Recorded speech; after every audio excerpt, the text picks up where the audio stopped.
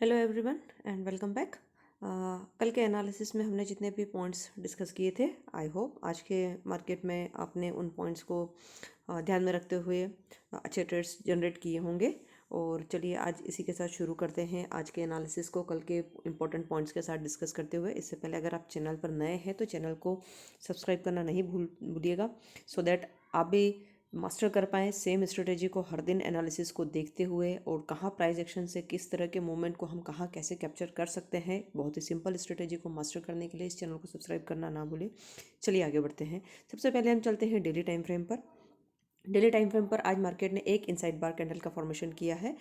ये बहुत ही छोटा सा कैंडल आज मार्केट ने बनाया है, और इम्पोर्टेंट पॉइंट ये है कि मार्केट अभी भी 200 डीएमए पर ही क्लोज हुआ है। ओके, तो ये एक तरीके से एक कंसोलिडेशन जोन ही है आज का। और इनसाइड बार जब भी बनते हैं तो इनसाइड बार का हाई और लो ब्रेक होना, मतलब आज के दिन का जो हाई और लो है इसका ब्रेक होना एक डायरेक्शन दे सकता है।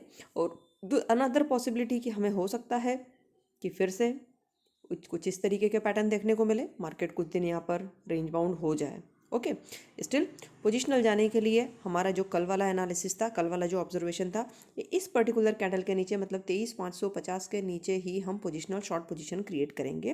This is one thing.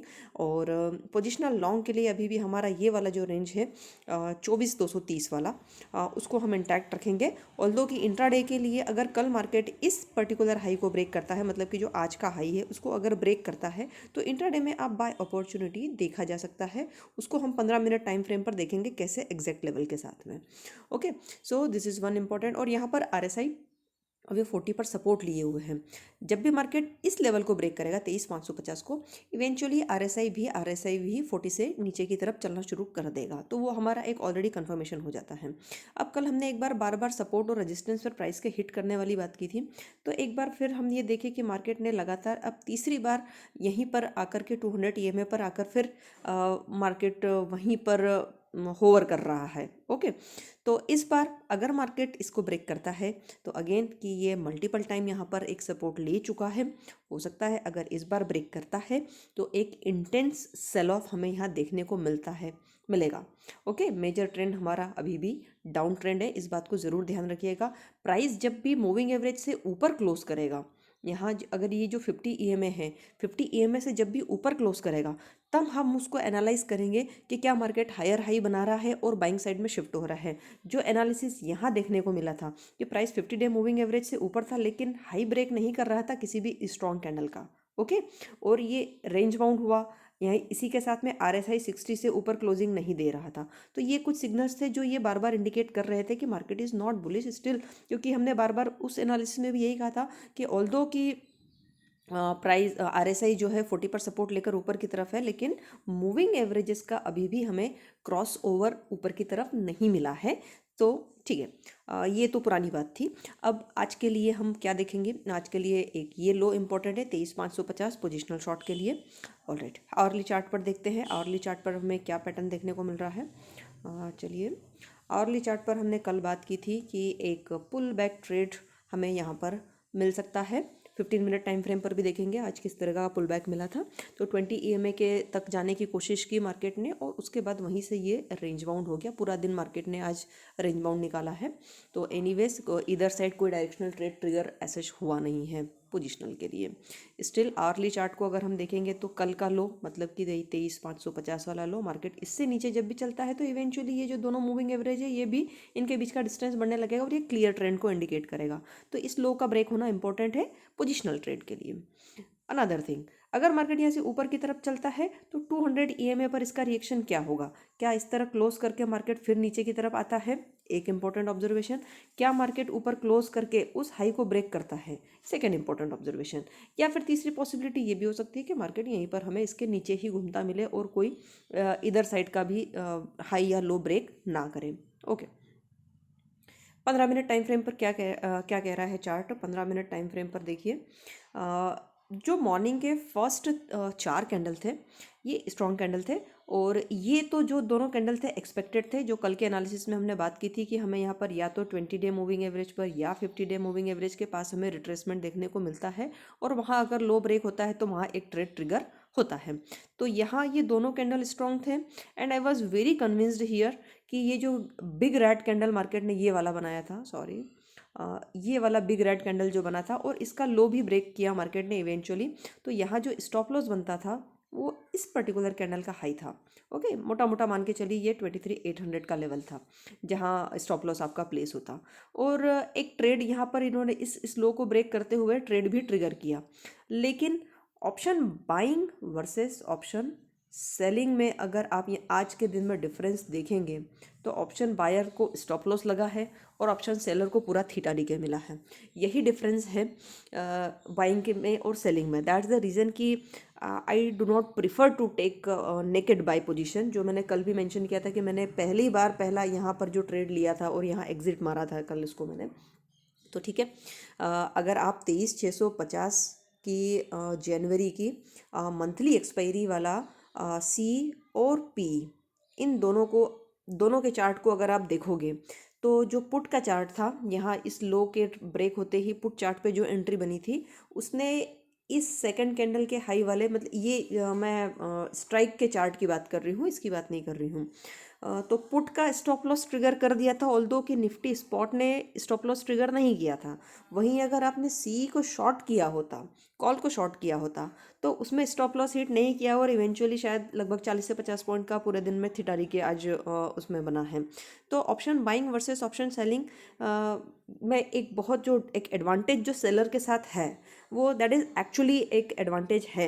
और पुलबैक सेटअप बहुत अच्छे सेटअप होते हैं ट्रेड करने के लिए। मैं रिपीटेडली अपने इसमें एनालिसिस में बोलती हूँ कि इंट्राडे में अगर आपको कोई एक सेटअप अगर फॉलो करना है, आप पुलबैक सेटअप फॉलो कीजिए, बहुत अच्छा रिस्क रिवॉर्ड मिलता है। और सेलिंग के साथ में फॉलो कीजिए, हेज बाय करिए और साथ में इंट्राडे में सेल कीजिए अगर आपको पोजिशनल नहीं जाना है तो। ऑल्दो मैं इंट्राडे ट्रेड नहीं करती हूँ बट स्टिल अगर आप इंट्राडे प्लेयर हैं तो पुलबैक सेटअप को ट्रेड कीजिए, आपको बहुत अच्छे ट्रेड्स मिलेंगे और बहुत क्लैरिटी से कि यहाँ एग्जिट पॉइंट है आपका। मूविंग एवरेज आपको क्लियर इंडिकेशन देगा कि ये एग्जिट आ रहा है यहाँ पर। चलिए अब कल के लिए यहाँ पर क्या पॉसिबिलिटीज़ है उसको देखते हैं। यहाँ पर मार्केट ने 50 डे मूविंग एवरेज तक का रिट्रेसमेंट तो दिखा दिया, उसके बाद में वापस नीचे की तरफ एक डायरेक्शन भी दिखाया और एक पूरा दिन रेंज के अंदर मार्केट ने निकाला। जब भी मार्केट रेंज बाउंड होता है मतलब मार्केट किसी डायरेक्शन को पकड़ने वाला है। ठीक है, अब यहाँ हाई की जो हम डेली टाइम फ्रेम पर बात कर रहे थे कि बाय अपॉर्चुनिटी के लिए हाई के साथ में अगर हम ट्रेड लेते हैं, एंट्री करते हैं, इवेंचुअली आज के दिन का जो हाई है मतलब 23,800, इस पर्टिकुलर कैंडल का जो हाई अगर ब्रेक होता है, अगर ये हाई ब्रेक होता है तो प्राइस ऑटोमेटिकली आपके 50 डे मूविंग एवरेज के ऊपर चलना शुरू हो जाएगा।